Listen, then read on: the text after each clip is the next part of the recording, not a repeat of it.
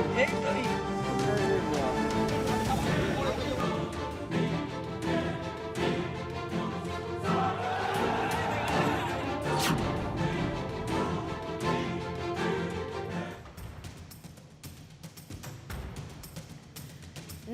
आप सभी का स्वागत है भारत 24 पर। मैं हूं आपके साथ पूर्णिमा मिश्रा। शाम के 6 बज चुके हैं और वक्त है दहाड़ का।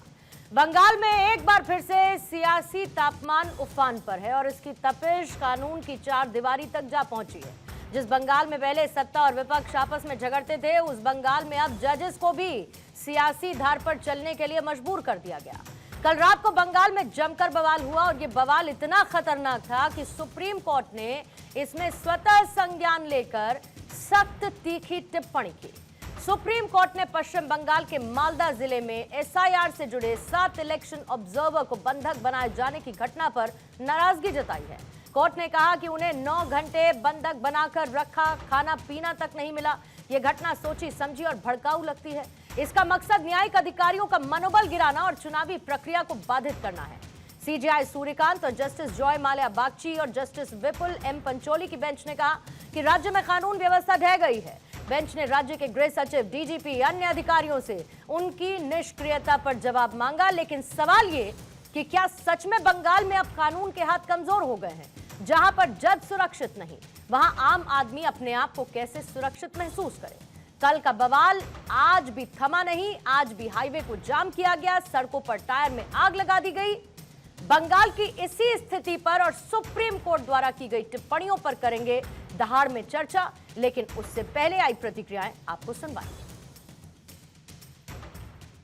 देखिए, जो घटना घटी है वो सबको भयभीत कर देने वाली घटना है। 7 ऐसे जो जुडिशियल मजिस्ट्रेट गए थे, उनको सिर्फ रोका गया, सिर्फ ये नहीं, जब वो वहाँ से पलायन कर रहे थे उनकी गाड़ी को तोड़ा गया। एसपी जब उनको उद्धार करके वहाँ से रेस्क्यू करके वहाँ से ले आ रहे थे, महिला जो हमारे ये थे जुडिशियल मजिस्ट्रेट थे, उनकी गाड़ियों को तोड़फोड़ किया गया। जुडिशियल ऑफिसर्स को रात में 12-1 बजे रिलीज कराया गया और जब ये जा रहे थे तो इनकी गाड़ियों पर पथराव हुआ, हाथापाई हुई। यह है ममता बनर्जी जी का जंगल राज। और यह किस लिए है? यह इसलिए है कि शपथ ली है संविधान की, लेकिन प्यार किया है रोहिंग्या से। আমি প্রথমে আপনাদের কাছে একটা আবেদন করব।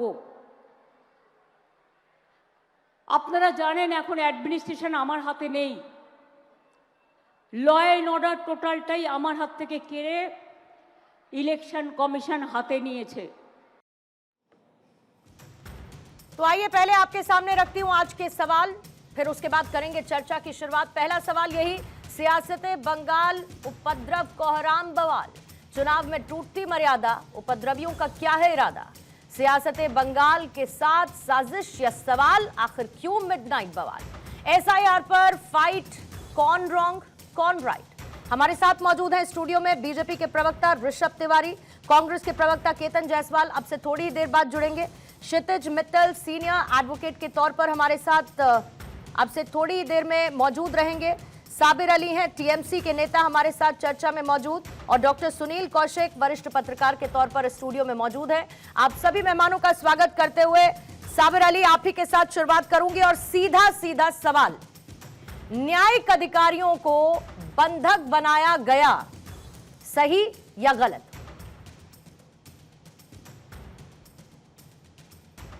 साबिर साहब अनम्यूट कर लेंगे। इसके जिम्मेदार खुद इलेक्शन कमीशन है। जिस तरीके राजनीति मत करिए, जो सीधा सवाल पूछा उसका जवाब दीजिए। न्यायिक अधिकारियों को बंधक बनाए जाना सही या गलत? आराम से बात कीजिए, सुन लीजिए पहले। आपने मैं आपसे सवाल पूछ रही हूँ, आप सवाल का जवाब दीजिए। न्यायिक अधिकारियों को बंधक बनाए जाना सही या गलत?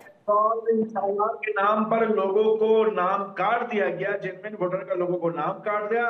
लोगों का गुस्सा है और पुलिस प्रशासन अभी इलेक्शन कमीशन के हाथ में है, तो सरकार से सवाल जवाब करने से इसका कोई जवाब नहीं। तो जायज है आपके हिसाब से, जायज है आपके हिसाब से गुस्से के नाम पर न्यायिक अधिकारियों का बंधक बनाया जाना?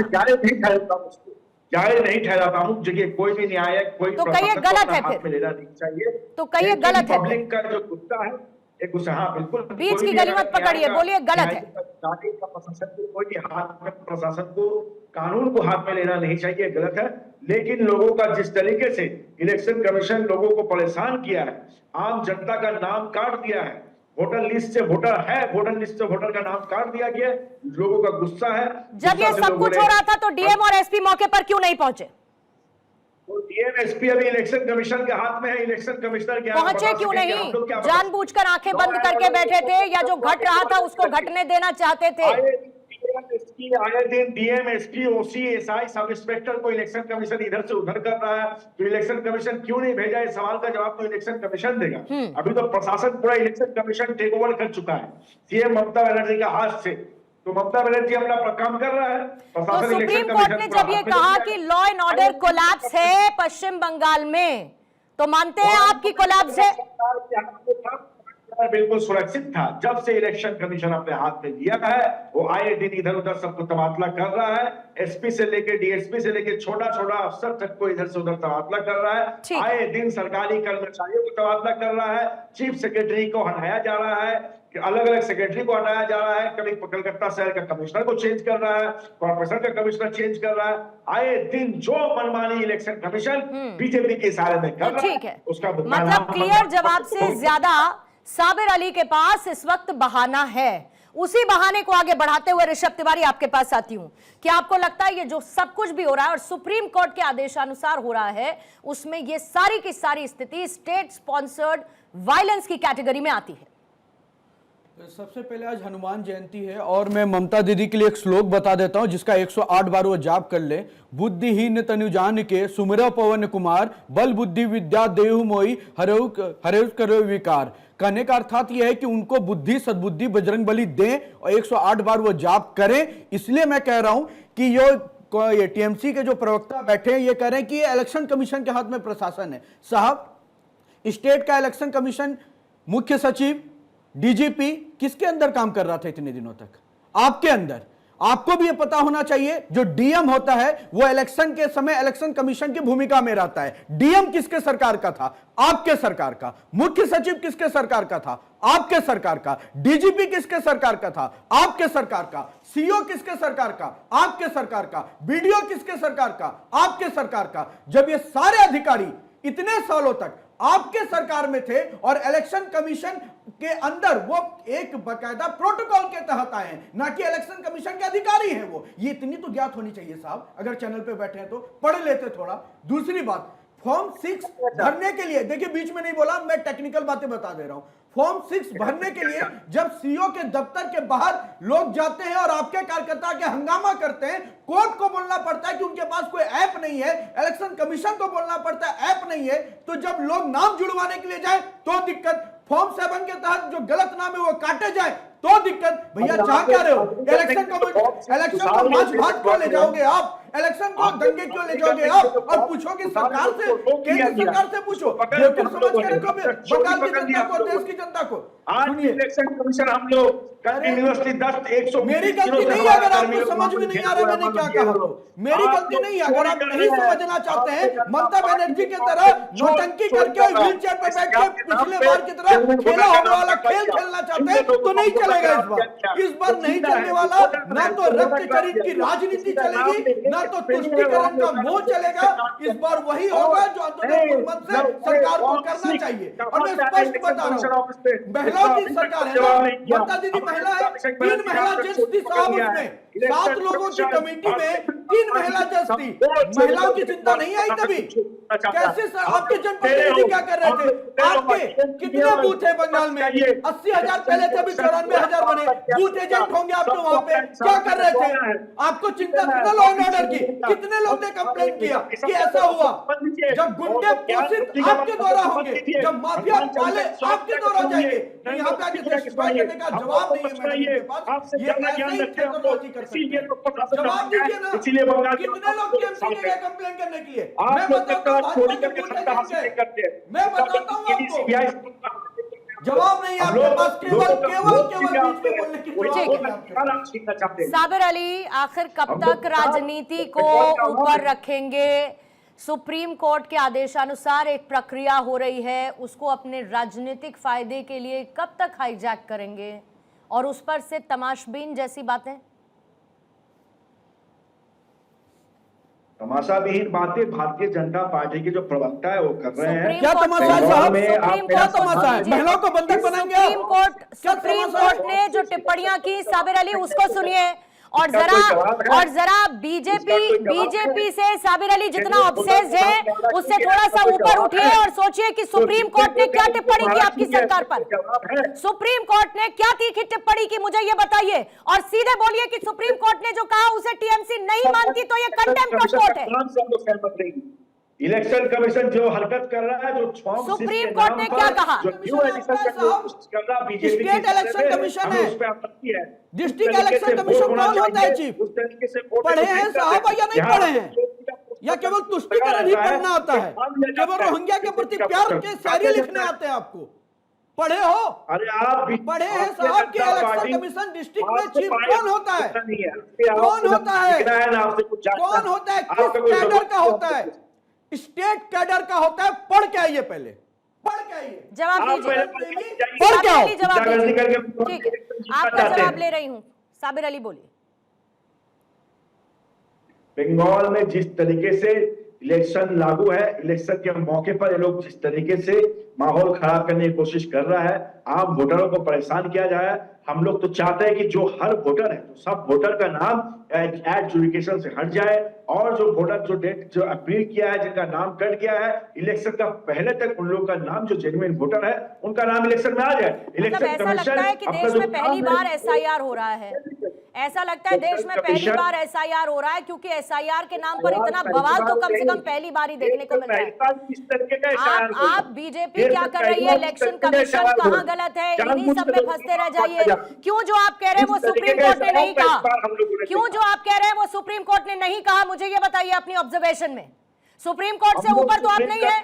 देखिए, इसीलिए तो सुप्रीम कोर्ट का सुप्रीम कोर्ट का अंडर आया, तो हम लोग का थोड़ा न्याय पे विश्वास है, इसीलिए थोड़ा सा हम लोग मेरा विश्वास आया कि नहीं, कुछ लोगों का जेन्युइन वोटर का नाम मिलेगा। तो फिर सुप्रीम कोर्ट की बातों को जरा ध्यान से सुनिए। जो आज सुप्रीम कोर्ट ने कहा उसे बहुत ध्यान से सुनिएगा साबिर अली, तब समझ में आएगा कि क्या हो रहा है पश्चिम बंगाल में, क्यों हो रहा है पश्चिम बंगाल में, किसके नेग्लिजेंस की वजह से पश्चिम बंगाल में ये हो रहा है, किस मोटिव की वजह से हो रहा है, किसकी कॉन्स्पिरेसी है।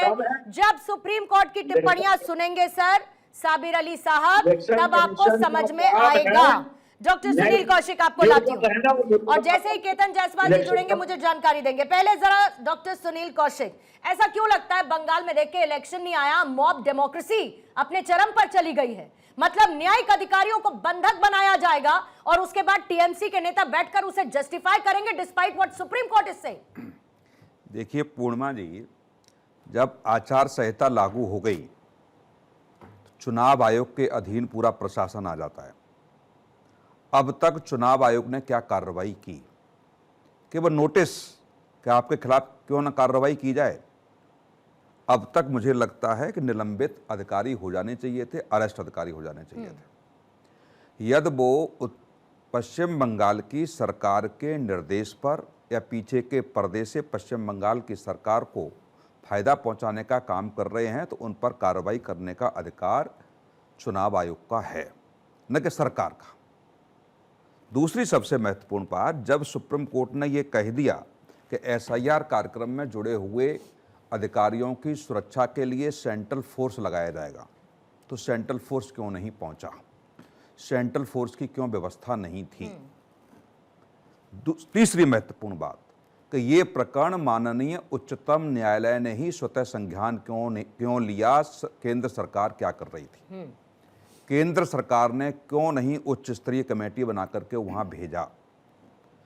और चौथी सबसे महत्वपूर्ण बात कि पिछले 2-3 सालों से ही हम घटनाओं को देखें तो निश्चित तौर से ये बिल्कुल निष्कर्ष निकल के आता है कि केंद्र सरकार की एजेंसियों के खिलाफ केंद्र सरकार के आदेशों के खिलाफ वहाँ की सरकार काम कर रही है, तो केंद्र सरकार ने वहाँ राष्ट्रपति शासन क्यों नहीं लगाया? यदि इतनी परिस्थितियां वहाँ खराब हैं तो वहाँ का विधानसभा का चुनाव राष्ट्रपति शासन लगा करके क्यों नहीं कराया जा रहा?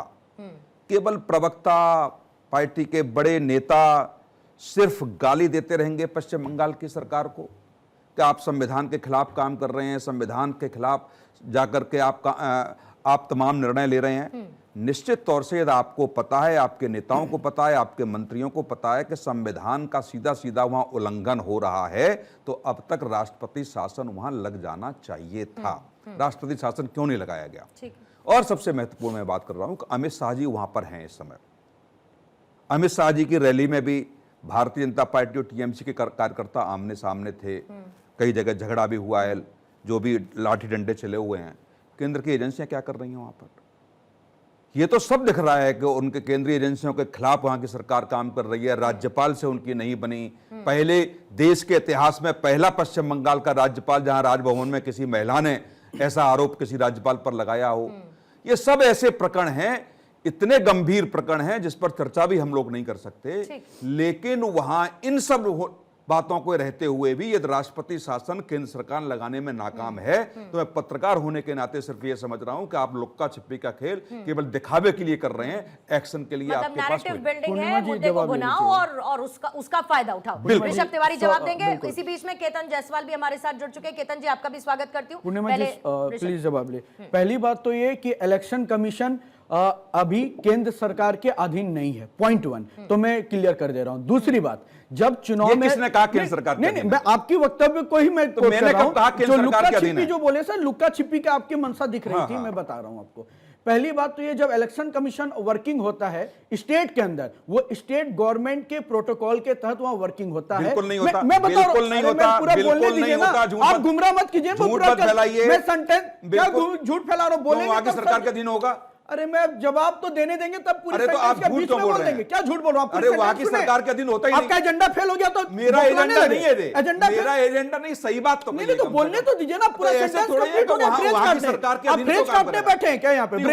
ब्रेकिंग चलाना है आपको? ब्रेकिंग नहीं चलाना है, तो शांत रहिए। वहां की सरकार के खिलाफ होता ही नहीं। अरे भाई साहब, पूरी बात क्या बोल रहा था मैं? सुन लेते हैं। आपको ब्रेकिंग नहीं देना ना मुझे सेंटेंस कंप्लीट करना है। मेरे कहने का मतलब है कि जो वहां के इलेक्शन कमीशन होती है, जब तक आचार संहिता, वही मैं आगे कोट करने जा रहा था, बीच में बोल पड़े, जब तक आचार संहिता नहीं रहता है वो state election commission as a work करता है। दूसरी बात, जब आचार संहिता लग जाता है तो कोई अलग से अधिकारी जिले में, मंडल में नहीं बैठाए जाते। जो वर्किंग अधिकारी होते, कुछ को भेजा जाता है, लेकिन जो वर्किंग अधिकारी होते हैं वही एज ए इलेक्शन कमीशन वहां पे वर्क करते हैं। उसको सेंट्रल से मॉनिटर किया जाता है। ये एक जनरल प्रोसीड्योर होता है। लेकिन देखने का विषय है कि जो इल्जामात वहां के अधिकारियों पे लग रहे थे, जब उसका ट्रांसफर किया जाता है तो यही सो कॉल्ड लोकतंत्र का रक्षा कहने वाले पत्रकार हो, चाहे राजनीतिक दल हो, ये चिल्लाने लगते हैं कि ट्रांसफर पोस्टिंग काहे कर रहे हो साहब, आपको डर लग रहा है क्या? उस समय क्या दिक्कत हो जाती है? यही पत्रकार और यही कुछ लोग, अगर राष्ट्रपति शासन लगा दिया जाए तो देखो देखो देखो, छीना जा रहा है, संविधान खतरे में कर रहा है, हड़पना चाहती है सरकार। तीसरी बात, अब सुन लीजिए, और मैं अरे सुन लीजिए, मैंने आपकी कथा सुन ली। यहाँ कौन कुछ बोल के निकल जाएंगे ना, यहाँ पे नहीं चलेगा साहब, जवाब तो लेना पड़ेगा आपको। तीसरी बात, क्या कर रही है केंद्र की एजेंसी? जब ऐसा हो रहा है तो काहे को नहीं एक्शन ले लेते? जब ऐसा हो रहा है तो सुनिए क्या कर रही है पूर्णिमा जी। बकायदा सिस्टम और नियम के तहत जब वोटिंग होती है और जब ईवीएम की शिफ्टिंग होती है और जब बूथ लेबलिंग होती है, तब जाके ये सेंट्रल टास्क फोर्स वर्किंग में आते हैं। और एक बात, सेंट्रल एजेंसी की डेपुटेशन बकायदा फोर्स में तब होती है जब वहां के नोटिफिकेशन डीएम देते हैं कि हमें यहां जरूरत है। इलेक्शन की डेट अभी नहीं है। रैलियों में पुलिस व्यवस्था वहां की सरकार की थी, जिसपे क्वेश्चन पूछा गया कोर्ट के द्वारा डीजीपी से, तो पूछा गया साहब गृह मंत्रालय डायरेक्ट इंटरव्यू नहीं कर सकता इलेक्शन के दौरान। फिर केतन जी आपके पास भी आती हूं और क्षितिज जी मैं आपके पास कहना चाहिए था। करीब 50 चुनाव मैंने विधानसभा लोकसभा के करा दिए होंगे कुल मिलाकर के। ये मुझे मन से कहिए कि चुनाव आयोग कैसे काम करता है। नहीं, सिखा नहीं रहा हूं। आप अगर 50 करा के भी गलत कोट कर रहे हैं, अरे नहीं कर रहा ना, ब्यूरोक्रेट्स कैसे काम करते हैं। अरे सुन लीजिए, अरे आप बूथ एजेंट रहे होंगे, ठीक है। वहां का प्रशासन चुनाव आयोग के अधीन काम करेगा, तो क्या दूसरे प्रदेश से लाए जाएंगे ना? हर राज्य में यही होता है। वहां क्या अलग होगा? आ गया ना जवाब, आपने खुद दे अरे दिया। तो मैं क्या कह रहा हूं, जवाब मैंने आपने खुद दे मैंने दिया। वही कह दिया ना। नहीं, हमने लेकिन क्या कहा, कौशिक जी, आपने लाइन नहीं पकड़ी। कौशिक जी, हमने इस कहा पर भी तो वहां के आपत्ति चुनाव हुई ना अधिकारी TMC को। वहां की सरकार को कौशिक साहब, पीछे के इस पर- पर्दे इस से पर भी तो फायदा आपत्ति हुई पहुंचाने ना। का काम कर रहे हैं। इस पर भी तो ममता बनर्जी को आपत्ति है ना कि बाहर से बाहरी लोग लाकर बैठा दिए, तो फिर आप बाय रूल नहीं चलेंगे क्या? नहीं, मैं तो वही कह रहा हूं। तो आपको हर बात में आपत्ति है ना नहीं, टीएमसी मुझे को? किसी में आपत्ति इनको नहीं है। नहीं मुझे नहीं, किसी में टीएमसी को आपत्ति हर बात नहीं पे है, आपत्ति पूर्णिमा जी। आपको नहीं है, टीएमसी को आपत्ति है, आपत्ति इस बात को टीएमसी लेकर को के आपत्ति है कि एसआईआर पर है सरकार सर। लगातार वहां उल्लंघन पे उल्लंघन करती जा रही बिल्कुल है। केंद्र सरकार का क्यों बैठी है आंख बंद करके? ये तो हमें भी मालूम है। यदि आप गूगल आज करके देख लीजिए, 4 दशक में 45,000 राजनीतिक कार्यकर्ताओं की पश्चिम बंगाल में हत्याएं हुई हैं। ठीक है। हर साल 1,000 से ऊपर कार्यकर्ताओं की हत्या होती है वहां पर। कौन जिम्मेदार और है उनका इसके जिक्र लिए? भी होता है हर रैली बिल्कुल में। होता है। उनका लेकिन हर उसके रैली बाद- में, लेकिन हर उसके इलेक्शन बाद कैंपेन में जिक्र होता है। ममता बनर्जी जिम्मेदार है, कौन जिम्मेदार मत कोई बोलिए। जिम्मेदार नहीं है। केंद्र सरकार को वहां राष्ट्रपति शासन लगाना चाहिए। यदि वहां ठीक है। सरकार लोकतांत्रिक मूल्यों का संरक्षण नहीं कर पा रही है तो ये केंद्र ठीक है। सरकार की भूमिका क्या है? पहले मैं एक बार जरा थोड़ा इसका लीगैलिटी समझना चाहती हूँ, लीगल डेप्थ में जाते हुए, और क्षितिज मित्तल मैं आपके पास आती हूँ, फिर केतन जी मैं आपके पास आऊंगी। क्षितिज मित्तल साहब, जो भी सुप्रीम कोर्ट की तरफ से कहा गया, टिप्पणियां, ऑब्जर्वेशन, और जैसी स्थिति अभी आपने टीएमसी के नेता को भी सुना, क्या यह clear indication of contempt of court नहीं है? अगर सुप्रीम कोर्ट के आदेशानुसार, सुप्रीम कोर्ट के हिसाब से एसआईआर कंडक्ट हो रहा है और ऐसी परिस्थितियां पैदा होती हैं जहां पर न्यायिक अधिकारियों को बंधक बनाया जाए, यह अपने आप में कितनी शर्मनाक बात है, और इस पर लीगल एंगल क्या बनता है उन लोगों पर जिन्होंने ये ऑफेंस किया है? जी पूर्णिमा जी, सबसे पहले तो मैं कहना चाहता हूं कि ये जो जुडिशियल ऑफिसर पर जो हमला हुआ है, बंदी बनाया गया है, ये शर्मनाक, चिंताजनक और निंदनीय है। क्योंकि जुडिशरी संविधान का एक थर्ड पिलर है और एसआईआर जो है ये देश में पहली बार नहीं हो रही है, बिहार में भी हुई थी। फ्रॉम द वेरी स्टार्टिंग, जब से एसआईआर होना चालू हुआ है, वेस्ट बंगाल की जो गवर्नमेंट है उनको हर एक एंगल पे इशू है। उनकी सीएम आके सुप्रीम कोर्ट में कोर्ट को एड्रेस करती है, ऐसा आज तक नहीं हुआ। ठीक है, उनको सिर्फ पॉलिटिसाइज करना है, राजनीति की करनी है। But that's within the legal limits ना मित्तल साहब? हाँ सर, तो नहीं, दैट्स विद लीगल लिमिट, परंतु उनके पास सारे बड़े, आज भी बड़े वकील हैं, सब हैं, पर ये सिर्फ राजनीति उस पे जो करना है उनको कर रहे हैं। अब आज सीजीआई साहब ने ये कहा कि ऐसा पोलराइज स्टेट हमने आज तक नहीं देखा, सबसे ज्यादा पोलराइज स्टेट है ये। कारण, कभी वहां की पुलिस सीबीआई के जो अफसर होते हैं उनको बंधक बना लेती है, कभी वहां के जनता जुडिशियल ऑफिसर को बंधक बना लेती है। अभी टीएमसी के जो प्रवक्ता थे उन्होंने ये बताया बैकग्राउंड कि इस वजह से उनको बंधक बना लिया। उन्होंने ये नहीं कहा कि जिन्होंने बंधक बनाया उनके खिलाफ कार्रवाई होगी या क्यों हो गया, ये वो उसको जस्टिफाई कर रहे थे बेसिकली कि जो हुआ इसी वजह से हुआ। उन्होंने कोई भी ये नहीं बोला कि जिन्होंने बंधक बनाया वो निंदनीय है और गलत है। अब ये जो पूरी प्रोसेस हो रही है एसआईआर सुप्रीम कोर्ट के ऑर्डर्स के उस पे हो रही है। सुप्रीम कोर्ट ने ऑर्डर दिया था कि सारे जो न्यायिक जो ऑफिसर्स अपॉइंट होंगे, और वो कंसेंट से हुए थे।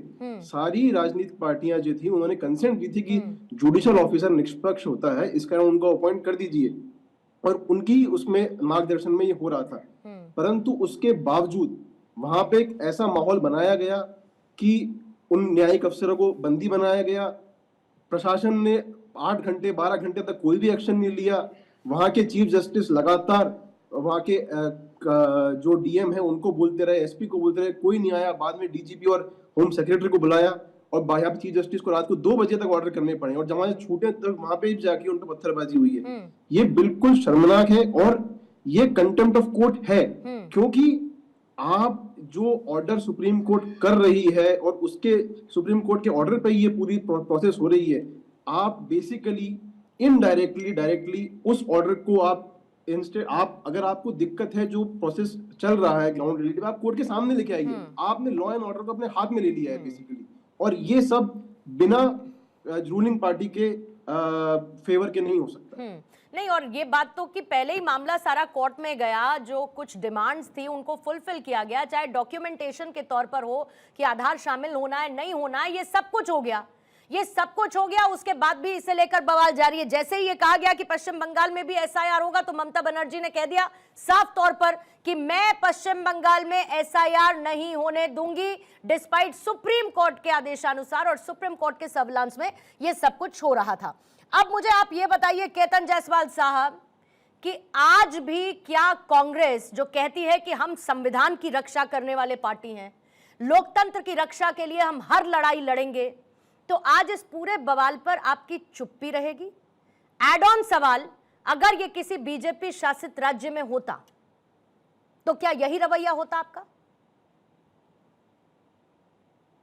जी सभी को नमस्कार। नहीं देखिए, चुप्पी हमारी है या आप लोग जो सुन रहे हैं, आपको सुनने में समस्या बोलने में या सुनने में, ये थोड़ा विश्लेषण का विषय है। अच्छा, इसको लेकर एसआईआर की जो प्रक्रिया है ये पहले दिन से, और सिर्फ एसआईआर की प्रक्रिया नहीं, निर्वाचन आयुक्त की जो नियुक्ति की प्रक्रिया है वहीं से इस बनी बनाई इतनी अच्छी, कितनी सुदृढ़, इतनी मजबूत एक व्यवस्था, इतनी स्वच्छ, इतनी निष्पक्ष व्यवस्था, इस व्यवस्था के चलते ही हमारा भारत जो है दुनिया में सबसे बड़ा लोकतंत्र है। इस लोकतांत्रिक व्यवस्था में पक्ष और निष्पक्ष चुनाव जो है यही इस इतनी दृढ़ता का आधार है। पर इस स्वच्छता और निष्पक्षता को जो बट्टा लगा है वो नियुक्ति प्रक्रिया से शुरू हुई है।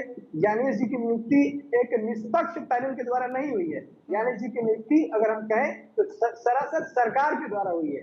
तो अब जिस एजेंसी की नियुक्ति सरकार द्वारा होगी उसकी परिचालना भी सरकार द्वारा होगी। जैसे सीबीआई ले लीजिए, ईडी ले लीजिए, सरकार चलाती है, वैसे अब चुनाव आयोग को भी सरकार चला रही है। अब जबकि वो सरकार भी चलाएगी, सरकार भाजपा चला रही है, तो भाजपा तो कुल मिला के बात ये आता है कि भाजपा चुनाव आयोग चला रही है। आपने देखा होगा, मैं बंगाल का एग्जाम्पल देता हूँ क्योंकि मैं बंगाल का निवासी हूँ, यही का एक राजनीतिक कर्मी हूँ, मुझे प्लीज टोका ना जाए, मैंने किसी को नहीं टोका। हम सभ्यता से डिबेट करेंगे, समझ जाएगा। बोलिए बोलिए जी। बंगाल से नहीं, मैंने आपको कुछ नहीं कहा, मैंने उनको कहा। अच्छा, कंटिन्यू करिए ना केतन जी। हाँ, बंगाल में जो स्थिति आई है, एसआईआर के लिए पहले फेज में बंगाल में 58 लाख लोगों का नाम डिलीट हुआ, जो कि कहीं ना कहीं हद तक एक बाय लाख हम उसे कह सकते हैं कि सही है, क्योंकि 30 सालों में इतने लोग मारे जा सकते हैं, इतने लोग विस्थापित हो सकते हैं, तो ये डेटा कहीं ना कहीं। पर भाजपा के जो लोकल नेता है वो हमेशा सवा करोड़ का डेटा दिया करते थे। तो चुनाव आयोग ऐसा लगता है कि जैसे उनको किसी मालिक ने, जैसे कॉर्पोरेट में डेटा टारगेट दिया जाता है, अपने मालिक के टारगेट पूरा करने के चक्कर में दोबारा उन्होंने दूसरे फेज में 60 लोगों का नाम डिलीट कर दिया और 60 लाख लोगों का विचाराधीन कर दिया। कैसे लोगों का विचाराधीन कर दिया? न्यायिक अधिकारियों को बंधक बनाया जाएगा। मेरे तो सुनने और बोलने में समस्या हो सकती है केतन जी, मेरे तो सुनने और बोलने में समस्या हो सकती है, लेकिन मैं बस ये सोच रही हूँ केतन जी कि आपके समझने में कितनी बड़ी समस्या है। मेरे तो सुनने बोलने में हो सकती है, आपके समझने में कितनी बड़ी समस्या है, ये बड़ी दिक्कत है। क्योंकि एसआईआर को लेकर आप लोग प्रेस कॉन्फ्रेंसेस कर लेंगे, आपको दुनिया भर की समस्याएं उसमें समझ में आ जाएंगी, उसे लेकर आप एक नैरेटिव साबित करने की कोशिश करेंगे, लेकिन एट द सेम टाइम अगर न्यायिक अधिकारियों को बंधक बना लिया जाता है तो आपको जरा सी रत्ती भर उसमें कोई समस्या नहीं है, चलेगा ना आपको? अभी मैं जरूर चाहता हूँ, मैं उससे मैं अगर आप मौका देते हो उसके लिए जवाब देता हूँ आपको। देखिए, जो भी देश में नियम कानून संविधान मानकर ही इस प्रकार के प्रोटेस्ट होते हैं तो होने चाहिए। किसी भी जो गैर कानूनी किसी भी काम का समर्थन हम नहीं करते, पर एक बात है कि जब जनता को के सारे रास्ते बंद हो जाते हैं तो रास्ता ही एकमात्र रास्ता। बहुत बढ़िया बात आपने बोली। ठीक है, तो इसमें जो परेशान किया जाता है कि गरीब जनता को जो है 6 महीने से एसआईआर के नाम पे जो प्रताड़ित किया जा रहा है, परेशान किया जा रहा है, आतंकित किया जा रहा है, तो कहीं ना कहीं कागज नहीं दिखाएंगे एसआईआर में शामिल होने के लिए, लेकिन खुद की अब विक्टिम प्लेइंग, खैर मैं क्या ही कहूँ, इसमें तो एक्सपीरियंस है ही, विक्टिम प्लेइंग का एक्सपीरियंस तो है ही। लोगों के कागज बचेंगे। हाँ, कागज नहीं दिखाएंगे, हम प्रोसेस को फॉलो नहीं करेंगे, जो आज नहीं हो रहा है, मोदी सरकार के आने के बाद नहीं हो रहा है। एसआईआर की प्रक्रिया पहले भी हुई थी और तब तो इतने माध्यम भी नहीं हुआ करते थे, इतनी सोर्सेस भी नहीं हुआ करती थी, लेकिन आज इस पर जबरदस्त बवाल है। ठीक है, कांग्रेस के प्रवक्ता ने कहा कि सरकार ने नियुक्ति कर दी, पहले तो बैलेट पेपर से पूरे देश में चुनाव कराया जाता था इलेक्शन कमीशन के लिए, क्यों? सही कह रहा हूं आपके समय। दूसरी बात, लोग पीड़ित हैं तो क्या करे? अरे इंदिरा गांधी जी को क्या पीड़ा थी जो कोर्ट के आदेश के बाद रातों रात आपातकाल लगा दिया था? क्या बेचैनी थी?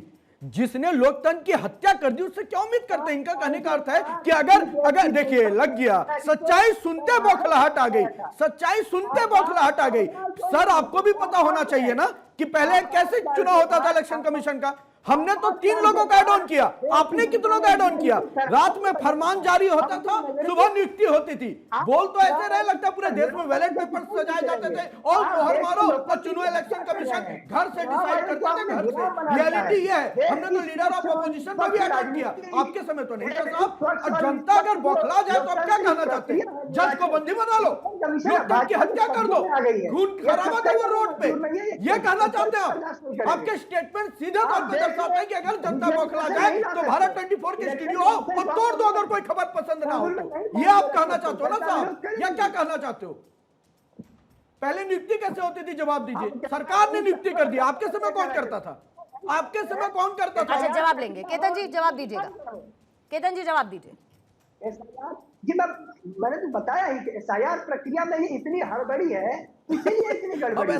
अगर ये एसआईआर प्रक्रिया जी एसआईआर प्रक्रिया में इतनी हड़बड़ी है, इसीलिए इतनी गड़बड़ी है। केतन जी जब सबसे पहले केतन जी आराम से, सबसे पहले जब एसआईआर अनाउंस हुआ था तो कौन से राज्य के लिए हुआ था?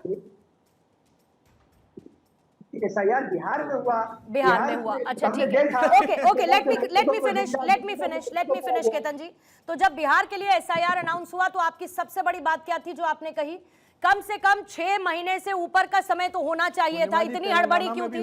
आपने बोला था कि नहीं बोला था? केतन जी गलत हूं तो बताइएगा। आपने कहा था कि 6 महीने से ज्यादा का समय होना चाहिए था, इतनी हड़बड़ी क्यों है? राइट। फिर उसके बाद क्या हुआ?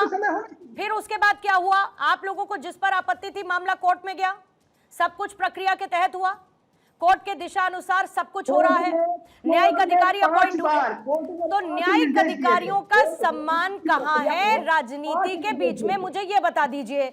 और आप मॉब को सपोर्ट कर रहे हैं, ये कह रहे हैं कि क्या करेगी जनता जब परेशान हो जाएगी? सम्मान कमाना पड़ता है, सम्मान किसी की जागीर नहीं है। अरे सुप्रीम कोर्ट के आदेश पर सब कुछ हो रहा है केतन जायसवाल। अगर सुप्रीम कोर्ट को लगता कि एसआईआर प्रक्रिया गलत है तो सुप्रीम कोर्ट ये नहीं कहती कि आप एसआईआर प्रोसेस को कंटिन्यू रखिए, वो उसे क्वेश्चन कर सकती थी। आपने कहा आधार कार्ड जुड़ना चाहिए, आपत्तियां आई, आधार कार्ड को जोड़ा गया एज अ डॉक्यूमेंट। वही मैं कह रहा हूँ कि कहाँ कह रहे हैं आप?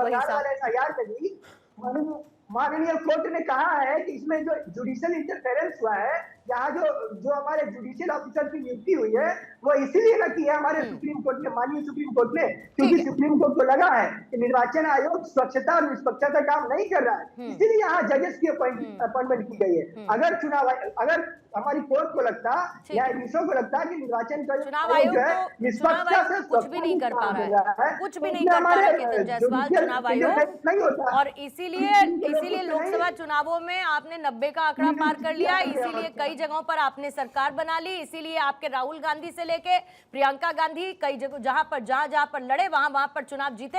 तो चुनाव आयोग तो कुछ भी नहीं कर पा रहा है, लेकिन आपके लोग जीत जाते तो चुनाव आयोग एकदम मस्त काम करता है, फिर तो उसमें सारी पारदर्शिता होती है, कोई समस्या नहीं होती है। अब एक बात जरा मुझे साबिर अली मुझे ये बताइए, बार बार ये सवाल पश्चिम बंगाल को लेकर क्यों उठता है कि जब जब चुनाव जैसी स्थिति होती है या चुनाव आने वाले होते हैं तो फिर क्या होता है? हिंसा होती है।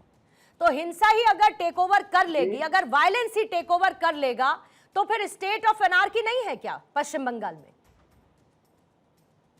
बिल्कुल, यहाँ पश्चिम बंगाल में चुनाव में हिंसा होती है। केतन जी आपके लिए सवाल नहीं है, साबिर अली जी के लिए सवाल है, टीएमसी का पक्ष रख रहे हैं वो, बोलिएगा साबिर अली जी। कभी भी एसआईआर का विरोध नहीं किया, एसआईआर का तरीके का और टाइमिंग का विरोध किया है। कोई भी प्रदेश में इलेक्शन का ठीक 3 महीने या 6 महीना पहले एसआईआर करना, उसका पूरा इलेक्शन प्रोसीड्यूर अगर अभी तक एडजुडिकेशन सब ऐड नहीं होगा तो उसका प्रोसीड्यूर लंबा हो जाता है। इसलिए हम लोगों ने जब तरीका देखा तो सुप्रीम कोर्ट में ममता बनर्जी ने केस किया, केस करने का बाद जुडिशियल सिस्टम के अंडर में अभी एसआईआर चल रहा है। अगर केस नहीं हम ममता बनर्जी करता तो एसआईआर के नाम पे तो ये लोग पूरा तो अच्छा हुआ ना, लोगों को बात कर देता। ये अच्छा हुआ ना, आपके मन मुताबिक हुआ ना साबिर अली, आपके ये मन मुताबिक हुआ ना, ममता सरकार के मन मुताबिक हुआ ना, जुडिशियल इंटरवेंशन हुआ, जुडिशियल अधिकारी रहेंगे इसमें ताकि सब निष्पक्ष और ट्रांसपेरेंट हो। तो अब जब ये हो गया तो उनको भी बंधक बना लीजिएगा। क्या चाहते हैं, पश्चिम बंगाल में इलेक्शन ना हो? पश्चिम बंगाल का इलेक्शन जिस तरीके से हो रहा है, शांतिपूर्ण में इलेक्शन होना चाहिए। हम लोग कैसे? घुसपैठियों को सर पर बैठाकर? बीजेपी बाहर से लोगों को घुसाकर, बाहर से कौन घुसा रहा है? पश्चिम बंगाल में घुसपैठिए क्या कर रहे हैं? सर पर कौन बैठा रहा है? कौन है उनके लिए वो वोट बैंक? उनके कागजात कैसे बन रहे हैं? उनका घर का एड्रेस पता सब कुछ कैसे आ रहा है? अरे साबिर अली साहब, जो स्थिति है उसको समझिए।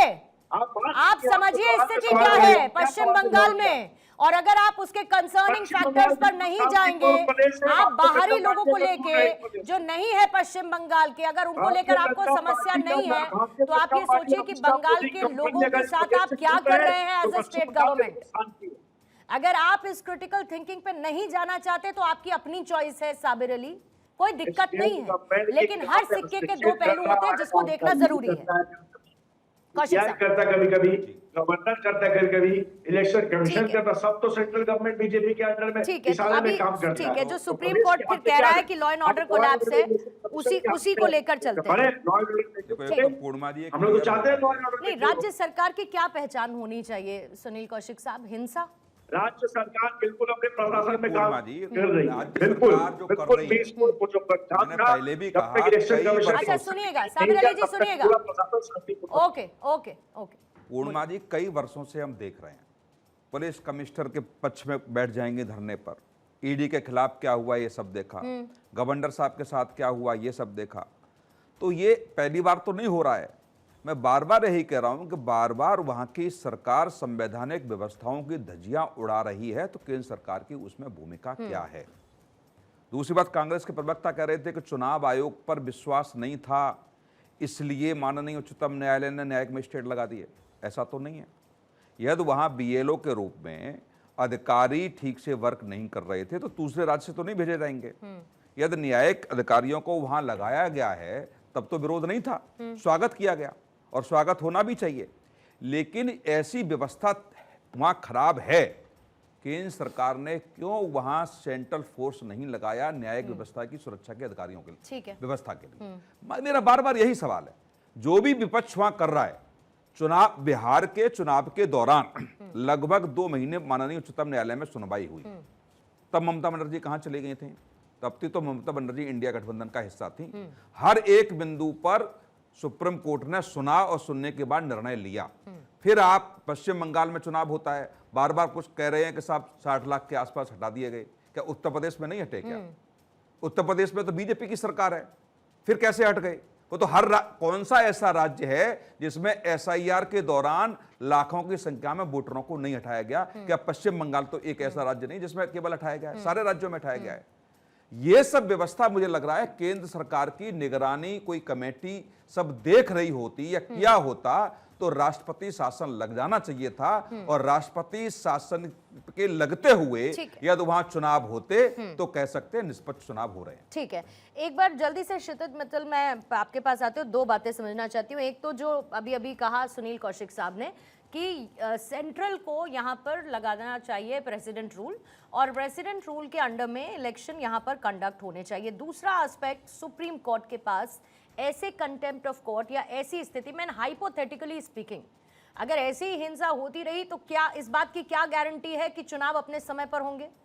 अगर ऐसे ही हिंसा होती रही तो इस बात की क्या गारंटी है कि एसआईआर का पूरा प्रोसेस निम्नवार आपत्तियों के साथ, उनके रेजोल्यूशन के साथ फिर ये आगे कंडक्ट हो जाएगा, फाइनल लिस्ट आ जाएगी और चुनाव संपन्न होगा? ऐसे में सुप्रीम कोर्ट के पास क्या कोअर्सिव पावर्स हैं कि एसआईआर प्रॉपर हो और स्टेट में इलेक्शन कंडक्ट हो, फेयर एंड फ्री इलेक्शन? पूर्णिमा जी, जैसा कि ये पूरी प्रोसेस सुप्रीम कोर्ट के डायरेक्शन पे ही हो रहा है और वेस्ट बंगाल की गवर्नमेंट की लगाई हुई पिटीशन के उसके अंदर पास जो डायरेक्शन के अंदर हो रहा है, तो अगर कोई भी वहाँ सिचुएशन ऐसी होती है जिससे अनार्की हो, जिससे एसआईआर में डिले हो, तो सुप्रीम कोर्ट अपनी पावर्स का इस्तेमाल करके वहाँ पे सारा इंश्योर कर सकता है कि कानून व्यवस्था, जैसे आज सुप्रीम कोर्ट ने ऑर्डर कर दिया है कि सेंट्रल की फोर्स भेजी जाए जहाँ जहाँ पे एसआईआर हो रही है। आज सुप्रीम कोर्ट ने ऑर्डर कर दिया कि 3 से 5 लोग वहाँ पे रहेंगे, इससे ज़्यादा कोई पुलिस इंश्योर करेगी, ज़्यादा लोग नहीं रहे। तो सुप्रीम कोर्ट टाइमली डायरेक्शन दे सकता है ताकि ये जो प्रोसेस हो रहा है वो फ्री एंड फेयर हो, उसमें कोई बाधा नहीं हो, कोई वायलेंस ना हो। और अगर ऐसा कोई भी मामला सुप्रीम कोर्ट के सामने आता है जहां पे इस प्रक्रिया के दौरान कोई भी छेड़छाड़ करी जाए, तो सुप्रीम कोर्ट अपनी पावर का इस्तेमाल करके उन कंसर्न जो ऑफिसर्स हैं उनके खिलाफ एक्शन ले सकता है, कंटेम्प्ट का ऑप्शन ले सकता है और डायरेक्शन भी दे सकता है। ठीक है, ठीक है। मैं क्लोजिंग कमेंट की तरफ जाती हूँ। 30 सेकंड स्ट्रिक्टली प्लीज उसी में रहिएगा। ऋषभ जी आपके साथ शुरुआत करें। पूर्णिमा जी, 2-3 विषय बार बार कहा जा रहा है कि सेंट्रल फोर्स क्यों नहीं लगाया गया, क्यों नहीं लगाया गया। मैं एग्जांपल देता हूं, जब आप किसी को अपना समझते हैं, विश्वास करके चलते हैं, वो सडनली अगर विश्वासघात कर दे तो ये किसी को उसका पूर्ण अनुमान नहीं होता। बंगाल सरकार को अपना समझा था। नहीं, मैं बता रहा हूँ वहां के प्रशासन को अपना समझे थे। मैं आपको स्पष्ट बता रहा हूँ। अगर यहाँ कौशिक जी आए हैं डिबेट करने के लिए, हमारी विचारिक मतभेद हो सकती है, ये सडनली मेरे ऊपर हमला कर दे ऐसा तो मैं नहीं सोच रहा हूँ, लेकिन अगर ये कर दे, कहने का विषय ये है कि जहां भी इलेक्शन होता है, सेंट्रल टास्क फोर्स जिस दिन वोटिंग होती है, रिजल्ट में वो लगी रहती है। ऑन गोइंग प्रोसेस में हम तो स्टेट पुलिस पे भरोसा करते हैं। अगर उसको इंडिकेशन ममता जी के पोषित सरकार के अधिकारी के द्वारा किया जाए तो इस पे फिर जांच जरूर होगी। क्लोजिंग कमेंट आपका।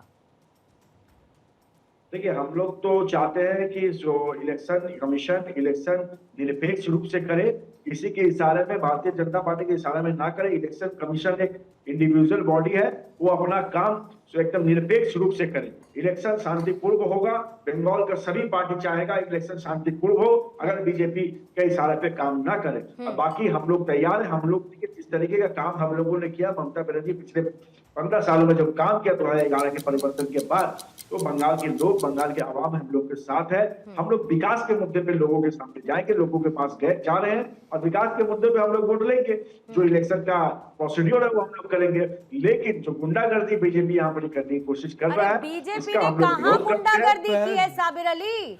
कहाँ दिखी आपको बीजेपी? ना कहाँ दिखी? अच्छा, okay, let's quote the fact. BJP की गुंडागर्दी आपको कैसे दिखी?